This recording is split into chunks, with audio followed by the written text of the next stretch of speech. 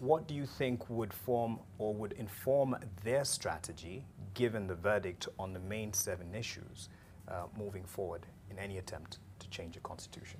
I think the key issue would be to determine what was the outcome they intended to have. Was it for political reasons?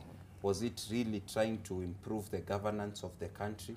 Because the political strategy collapsed the moment the Court of Appeal rejected the BBI bill, just as a consequence of time. Even if the Supreme Court had allowed BBI to proceed, it was not possible to amend the constitution and impact the election because you are now able to donate positions, slots to different people.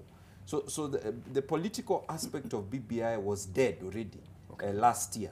And I think what the supporters of BBI were hoping from a successful outcome at the Supreme Court now was just that political capital to be able to go to the ground and say, you see, what we've been doing has been accepted by the court, and leverage that towards victory. You remember in 2005 when the referendum failed, the people who opposed to the referendum came together, they formed the Orange Democratic Movement, and they led that wave towards victory. In fact, many people believe that Raila Odinga won the 2007 elections. So if the supporters of BBI were seeking political capital, that one has now gone. Yes. If they are seeking to genuinely impact the governance of the country, to stop this cycle, as I was saying, of every 5 years crisis, ethnic division, and so on, there's still an opportunity. And going back to what Dr. Odote said about the initial 7 areas that BBI was meant to focus on, many of those areas could have been focused on even without amendment of the constitution. The question of changing the software, educating Kenyans. Even in this electoral cycle, the way we'll run this electoral season, we can run it in such a way that we embrace the positive ideas that came from the initial BBI report. So there's a lot that can be salvaged. Mind you, the BBI report, number 2, also proposed amendments to various laws. It wasn't only the constitution, but we ended up focusing on the constitution. Yeah.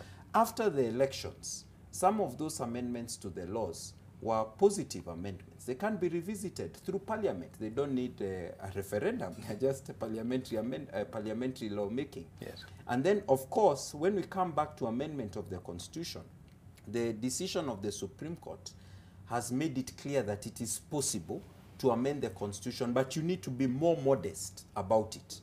You cannot have this idea of 67 or 70 amendments in one bill and shove it kind of like down the throats of Kenyans through a process that is very driven by the government. But if you are modest about it, you can pick a few possible amendments, drive them possibly not as one bill, composite bill, but you identify the ones that are really critical, and they could go through. So there's a lot to be salvaged. Yeah. But what cannot be salvaged is that animal or creature called BBI.